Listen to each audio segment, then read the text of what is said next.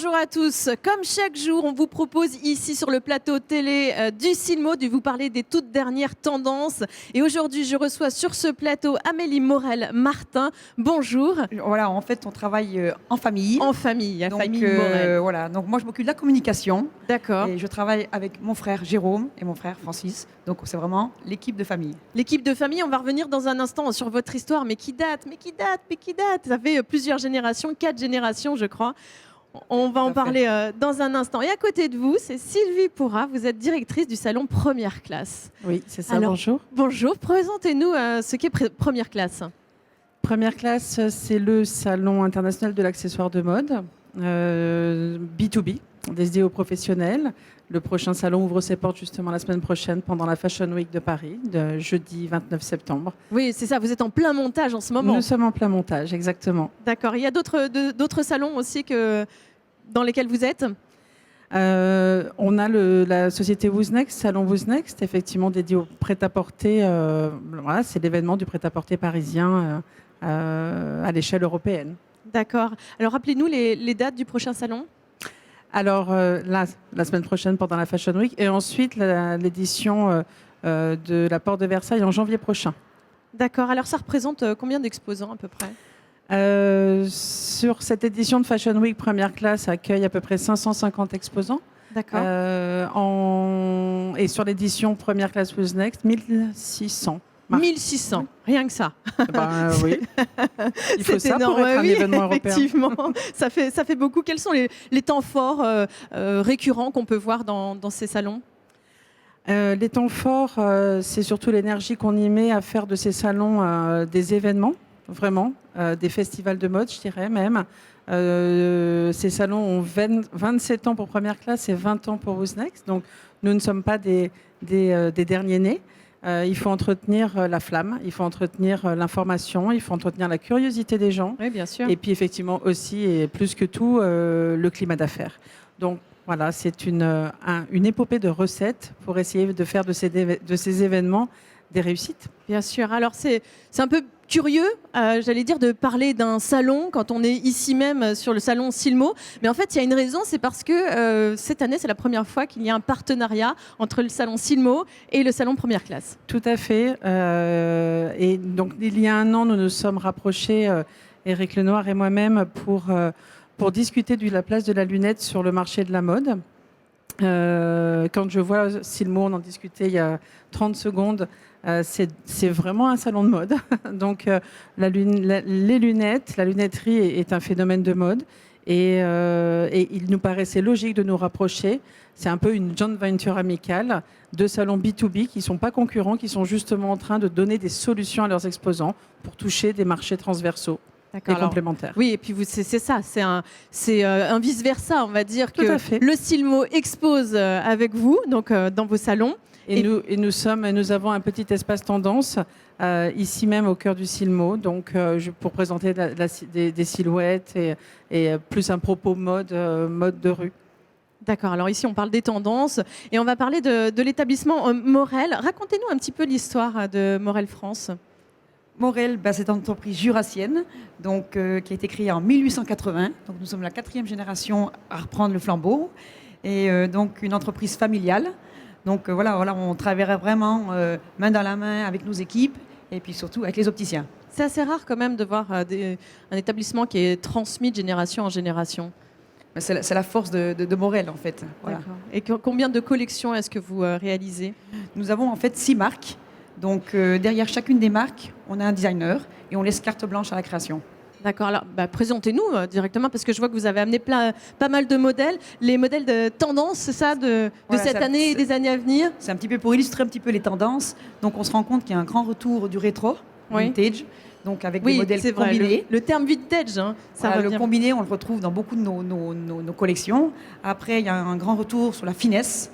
Finesse, sobriété. Et puis au niveau des couleurs, on se rend compte qu'il y a le retour de l'or, donc de coloris dorés, comme ce petit modèle.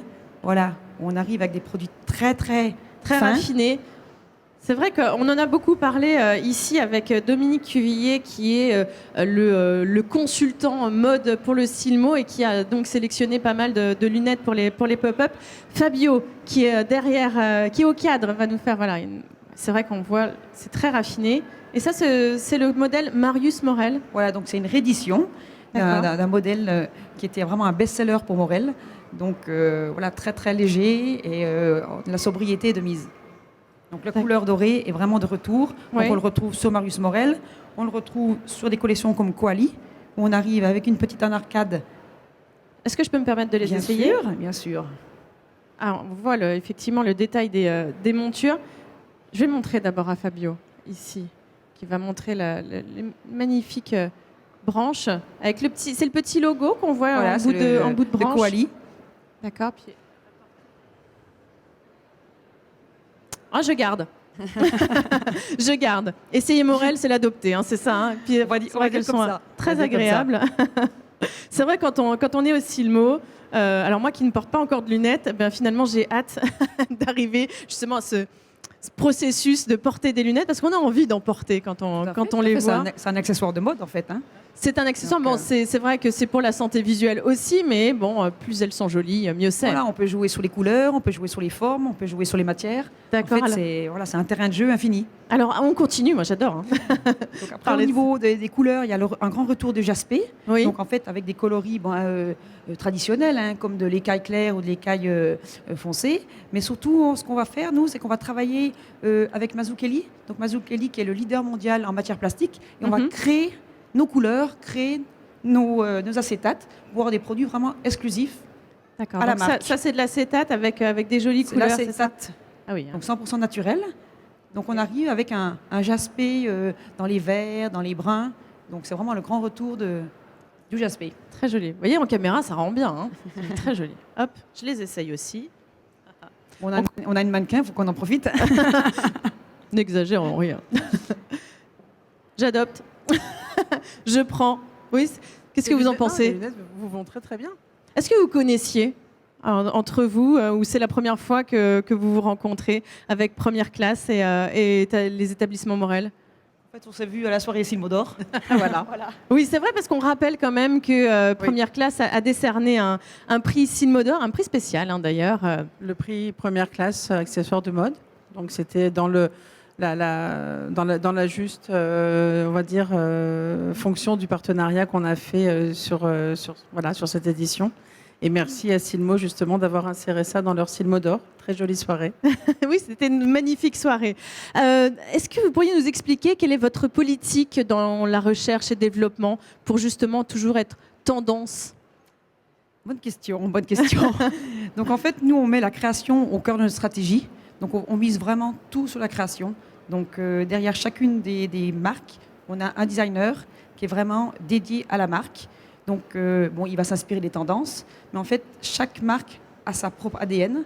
Donc en fonction, les tendances sont interprétées en fonction des marques. Bon, après, si je prends collection Marius Morel 1880, c'est une collection qui est rétro-vintage. Oui. On est dans la tendance, donc on ne la suit pas, on est dedans. D'accord, parce que c'est vrai, 1880 quand même, c'était au 19e siècle. Comment est-ce qu'on fait pour justement traverser toutes ces décennies et arriver justement à proposer des montures tendances à chaque fois? En fait, je crois que c'est un tout. Je pense que après, c'est un travail d'équipe. Il faut savoir s'adapter aux tendances, s'adapter au marché. Et Morel a traversé les années, on va dire, et il y a toujours le savoir-faire qui perdure. Donc là, l'opticien se sent rassuré, parce que Morel a depuis de nombreuses années. Oui. On va dire la création, parce que voilà, on a des designers, on investit beaucoup dans la partie recherche et développement. Ensuite, il y a la proximité. L'entreprise familiale, c'est la proximité de ses équipes et la proximité aussi de ses partenaires clients. Et puis, je dirais, le dynamisme. Voilà. Oui, bien sûr. Et vous, de votre côté, Sylvie Pourrat, est-ce que vous avez comment est-ce que vous faites les sélections pour les salons pour justement répondre à ces tendances? C'est une très bonne question. Les sélections sont faites effectivement via le produit, mais via aussi toute l'enveloppe marketing qui est liée au produit, ainsi qu'à la démarche créative. Voilà, c'est vrai qu'on a souvent affaire aux créateurs plutôt qu'aux marques. Des créateurs qui effectivement véhiculent des idées, qui ont des idées, vraiment des partis pris, qui veulent imposer des choses, faire bouger les curseurs un petit peu. Et puis après, voilà, ce sont des histoires marketing. Donc, l'un n'est pas excluant de l'autre. C'est pour ça que ce partenariat est possible. Oui, bien sûr. Que le marché filière de la lunetterie, des lunettiers qui demandent certaines valeurs, d'être assuré la technicité, la qualité, le savoir-faire, etc. Et le style aussi, le look. C'est ça, vous mettez un petit peu tout en valeur finalement, le travail artisanal, le français, l'international, c'est un peu tout ça? Tout à fait. Ouais. D'accord, vous ne vous arrêtez pas. De toute façon, c'est un peu ça la mode. Hein. Oui, ça ne s'arrête jamais. Après, on teste aussi. Je veux dire, on parlait de vintage. C'est un mot qui revient beaucoup en ce moment. On l'a testé. On a eu cette tendance il y a 2-3 ans dans notre cœur de métier qui est la mode. C'est la tendance des lunettes solaires parce que nous, c'est vrai que c'est le solaire. Ah oui. Vintage. Voilà, ça a marché. Oui.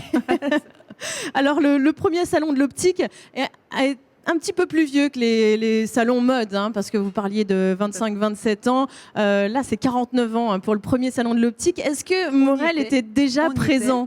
Tout à fait. C'est vrai? C'était en fait le salon était à Oyonnax. Oui. Et en fait, on était un des premiers à participer. Et c'était pas très loin en plus de chez vous. C'était moins loin qu'ici. Chaque année, le rendez-vous est donné pour le Silmo et on est toujours présent. Alors pour un grand établissement comme ça, parce que votre stand quand même est pas mal. Hein. On le voit bien. C'est l'un des plus grands stands d'ailleurs dédiés à la monture. Est-ce que c'est important pour vous d'être au Silmo chaque année? Qu'est-ce que ça vous apporte? Ah, tout à fait. Le Silmo, c'est le grand rendez-vous. Donc, on a tous nos partenaires internationaux qui sont là, et puis aussi tous nos clients opticiens bien dans le français.